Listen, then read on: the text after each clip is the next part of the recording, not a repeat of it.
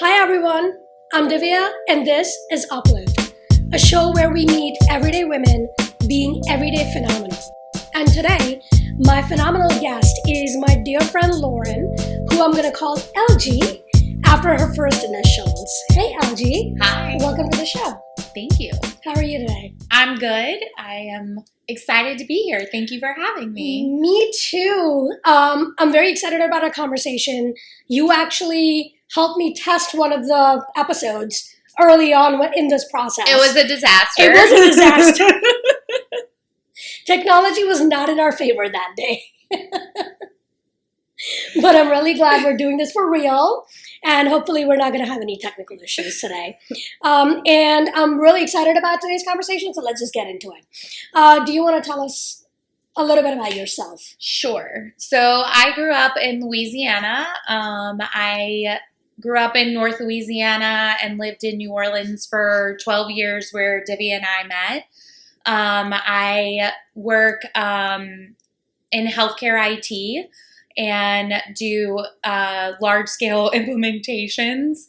And I've lived in DC for about 2.5 years now. Yeah. LG and I have stayed friends through a lot of drama in New Orleans. We somehow just found our way back to each other every single time after there was like a major episode. But I'm really happy to have you in my life. And when she told me that she was moving to DC, I was like so excited. And literally the first year and a half that she was here, we lived a block away from each other, which was also very, very good. I moved here and I was like, I know one person. One person, that's me. Exactly. Okay, so today I think what I want us to get into are really some of the major experiences that make you who you are today. And I know that you've had a few changes in your life. Some big things have happened, and you just are so much stronger because of those things. So I would just like to basically talk to some of those experiences. One of the ways I see you is you. First of all, you're a go-getter. You are always actively trying to be happy and trying to find positivity in your current situation. And I think the way I've known you is you've tried to find in that moment, whatever that moment is in your life, is if things are still valuable to you or not, or what is of the most value to you. And then you figure out how to basically make that value be realized, right?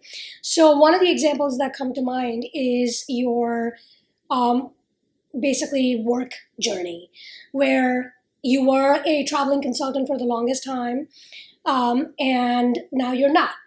And that was like a big shift, right? But I know that you went through a process, a transformation in your mind of what is actually going to make you happy, and you actually went after it. So I would love for you to talk about that and just kind of, help inspire other people who might be in similar situations. Sure. So, as Divya said, I was a consultant where I traveled for about 80% at almost 8 years, I think. So I spent a lot of my time away from home and focused on work when I was away from home. I lived there are some people who love that lifestyle. When I started doing it, I knew it was going to be for a finite period of time in my life, but I didn't know that it was going to be 8 years of my life. And so I did it both for a large, Big Four firm, and then I've also done it as an independent contractor. So I've had it be like my responsibility to land a job, and I've had it be my firm signs the work and I go do the work. Yeah. So I think for me, when I first started doing it, it was the right time, and the work that I was doing was so prominent in the healthcare IT market, and it just made the most sense for me from a career standpoint to take that jump and do consulting. And it was really an easy decision to do that, to get out there and to start that journey. It really just seemed like the right thing to do, from a career progression standpoint. At the time I was in New Orleans, there's only so much you can do in healthcare in New Orleans. There's only 2 hospital systems. So, you really end up a little bit pigeonholed, and you don't get a chance to vary your experience in a way that you can in consulting. So I did that. I worked for that large firm for 3.5 years, and or 2.5 years, and I had 15 different jobs in 2.5 years. That's crazy. It brought me to a lot of great places and a lot of great clients and a lot of great experience, like national healthcare systems and big name healthcare systems I was lucky enough to work with. So, I don't regret that choice.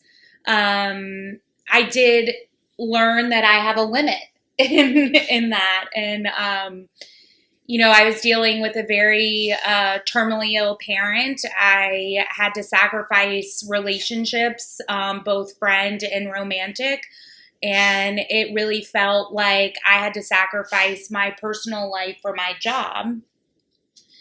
And so I just decided I really couldn't do that anymore. Mm-hmm. I couldn't live my life in 3 different cities, and that's what ultimately it was requiring me to do at the time. So I left, and I didn't have anywhere to go. I was having interviews, and I ended up being unemployed for about 8 months, and I was like, okay, let's go back to the travel life. And I did that again, and started doing it as an independent contractor, and had about 3 more contracts before I called it totally quits in the traveling consultant kind of world. I did have to take like a job that I knew I wasn't going to like. It was much below my, and it was like more of an entry level position. I was well into my career at that point in time. I'd had my master's degree at that point. I'd been working for, almost 10 years at that point, and I took a significant cut to what I felt like my abilities were, to get off the road. But I knew that I could do that and like continue looking, and continuing to find the right thing. Within that time, my mother passed away. I'm so sorry. And I needed to be in the New Orleans area, and I was, and so all in all, it kind of hit at the right time for me to stay, and for me to not travel and to take that job. But it was a sacrifice that I had to make to kind of get my personal life back to a certain extent. And you don't have any regrets? No, definitely not. That's great. But after I sat there and I was feeling a little better about my mom's passing, it had been about a year, and I went and I started, considering that for me to meet my professional goals and my personal goals, I was going to have to relocate. And I started reaching out to some of my old contacts. I ended up with a job here in DC, with a federal contractor, so still consulting, but not traveling. And I was very fortunate to have that experience. And, I still was kind of waiting for the right job to hit. And I I got called by a recruiter to kind of go back to work on the EMR that I had been working on for the 10 years prior to. And now I work for a healthcare organization here that's implementing that EMR. And I get to What's EMR? An electronic medical record system. Okay. So basically the computer software that your doctor uses when he's seeing you. And so I work for a healthcare group here, and I get to implement it, and I have a team under me, and it's really kind of the job that I'd been looking for since I left that Big Four firm all the way back in 2017, and kind of finally landed it in a spot that can use all of my experience and kind of what I like to do and what I'm good at. Yeah. I like to be good at my job. It's like I don't. You're the only one. No, I like to I like to be challenged in my job, but I like to know that I'm in my realm of expertise, and so this really hit all the marks for me. So I remember in New Orleans when you were talking about you were unemployed for a little bit, you were obviously interviewing a lot, but at the same time you had to do something with your time, right?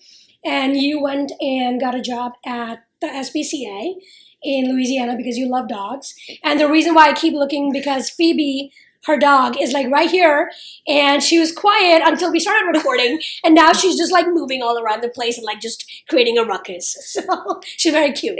She likes to be involved. But yeah, I worked at a nonprofit private shelter, not the SPCA, but similar. And I, took care of dogs, and it's the best job, right? It's the best job because you don't have to deal with people. You get to deal with dogs, but you also are dealing with dogs, and they're kind of dirty. So you do have to pick up dog poop all the time. I actually really didn't mind it. It was very different than the work I had been doing. It was so physical, and I don't want to say I didn't use my brain, but it was just Sure. very, very different pace than what I was used to, and it was a really nice break, and I played with puppies all day, so that's amazing. It was pretty great. So now you're here, and sounds like you were in a job that you were actually aspiring to get to. But I also know that your work-life balance is not the greatest right now. No, because you're working way too much. So what are you actively doing to help yourself with that? Because at some point it's going to get very overwhelming. It already is, right? This weekend she didn't hang out with us at all because she was too tired. So what are some of the things that you are actively trying to do? So the thing about this job is that I know this intense period is for a finite period of time. So we're working to an implementation date in November. I know that we're at the last little stretch to getting everything set and getting live. And then I know there'll be some months afterwards where the pressure will be on to optimize our system and settle everything down. So it's a lot easier for me to manage the workload when I know that it won't be like this forever. And so I try really hard to, when I hit my limit for the day, I've hit it, and I close my computer and I walk away and I do whatever else I need to do. I take my pup out for a walk. I go to an exercise class. I cook myself dinner. I, call a friend. I make time for myself in the in-between time, which I learned very early in my career working for that Big Four firm. They will work you to the bone. So you have to figure out a way to carve out time for yourself. And that is what that job taught me how to do. And so there's very specific things You will never find my personal phone with work email on it. I very rarely give out my personal cell phone to coworkers.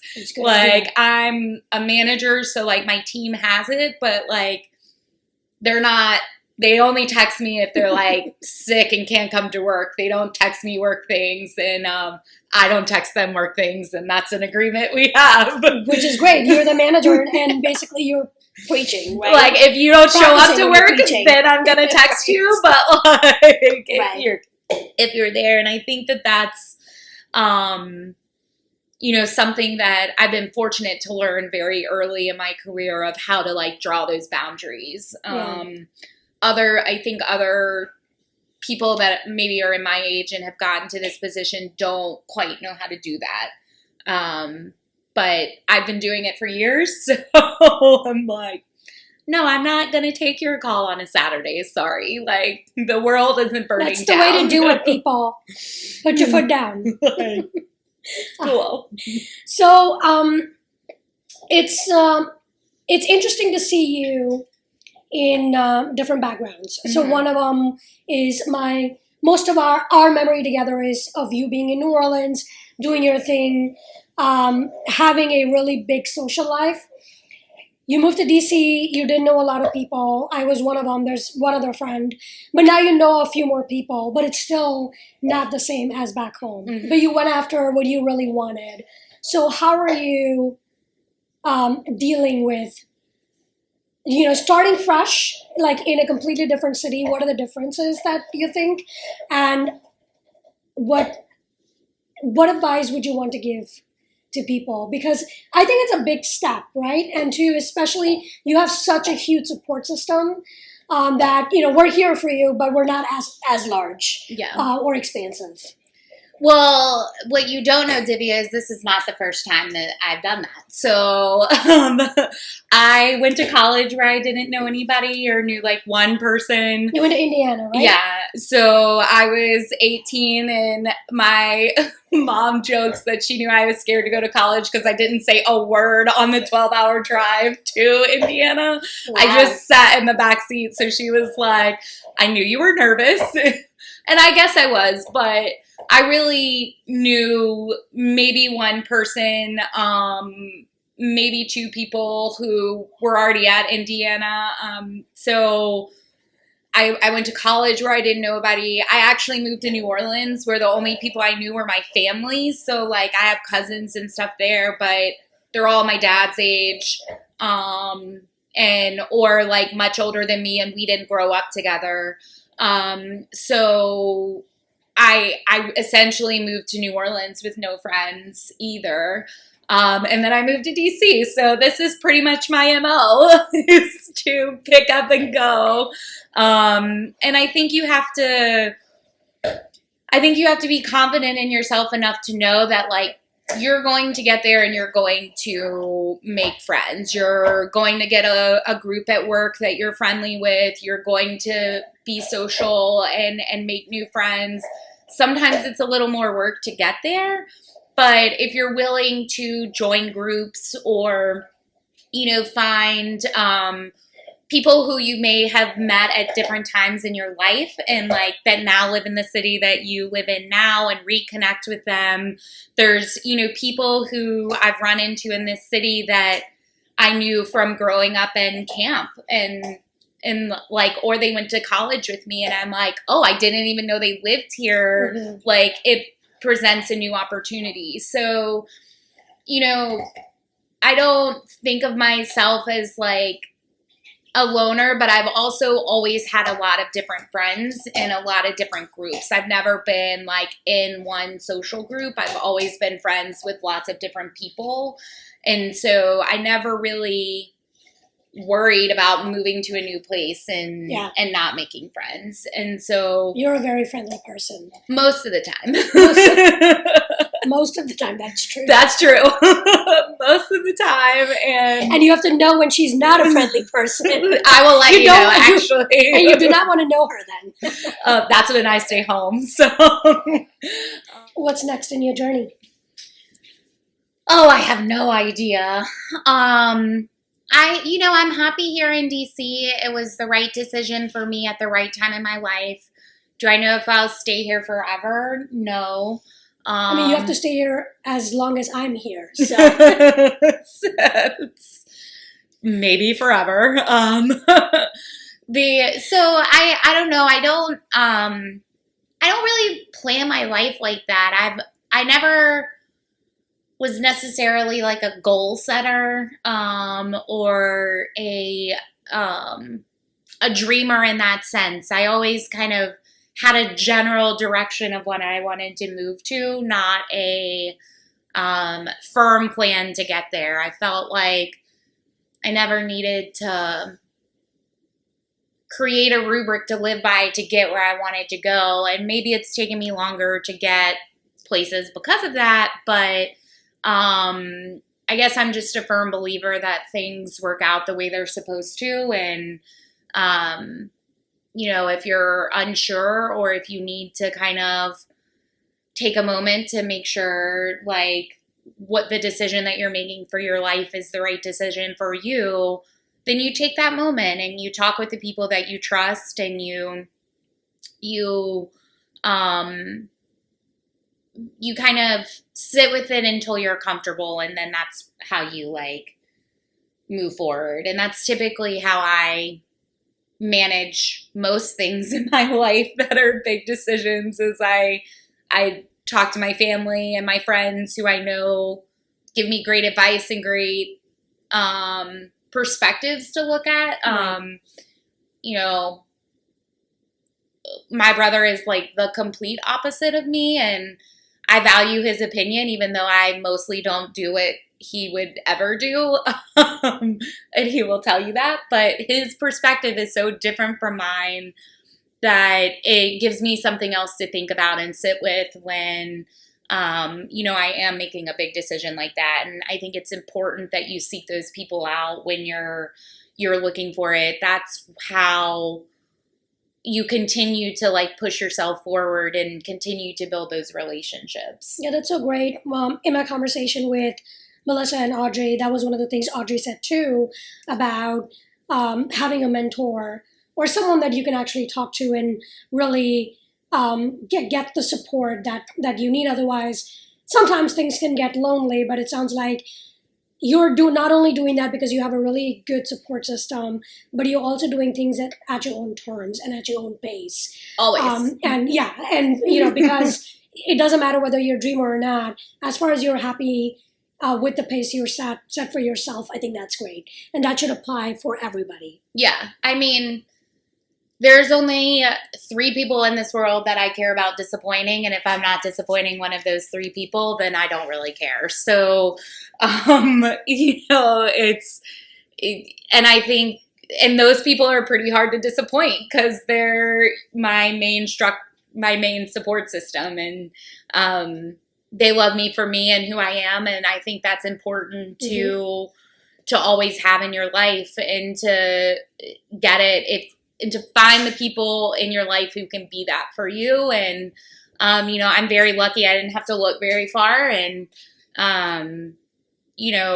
as long as I'm not disappointing them or,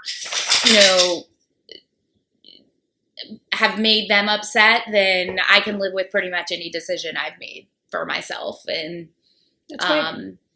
And they do too. So awesome. So, because the show is about uplifting other women, I want to know what uplifts you on a day-to-day basis, and how do you uplift people around you? For me, I think what uplifts me is, like Divya said, sometimes I kind of fall off the earth to recharge, and that recharge is very important, but it's the experience I get when I reemerge and like go back to have drinks with friends or something like that. Like I'm a very big extrovert, but I'm an extrovert that drains. And so when I pull myself back, it's because it's like I just need to recharge. And then once I'm recharged and like have re-entered, that to me is like where I get my extrovert tendencies from. It's like that push back out to the world that really makes me happy to be out there and kind of uplifts me, I guess, in, that way. And then I think the way I try to uplift people, particularly women in my life, is I think that as you get older, you learn to value all the differences between the people in your life who you love and care about. And you stop being like a catty girl that you were when you were in middle school and high school and college and sometimes even your 20s. And you kind of learn to value your friends because of their differences and not the similarities. And like, you know, I always try to celebrate a birthday and to make sure that my friends know that I'm proud of them if they've done something that they love, like this is amazing. This was a goal that Divya wanted, and I get to support her by recording a podcast with her and doing an episode. You know, that it's her dream, and that's something that we as women need to be more supportive of at an earlier age. And I think we're getting there, but we're not great at it. We're definitely getting there. But we should, another woman's success does not take away from your success. And I try to really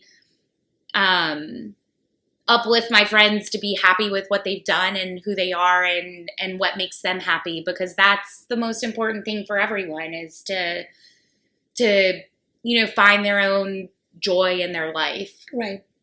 And it's harder for some than others. And, you know, when you just point it out and you're like, you know what, you did a great thing. Like, you did something that makes you happy. And even if it's like the dumbest thing, that who cares? Like, it's your they thing. loved it. Yeah. And so I try that's so good. That's really what I try to focus on now as a older woman.